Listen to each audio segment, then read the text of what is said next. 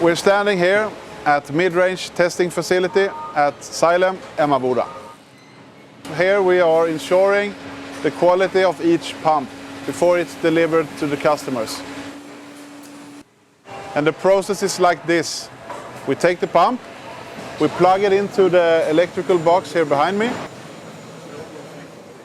and submerging it into the pool, and then we're running the performance test in the computer and get the necessary paperwork that's needed for the customer.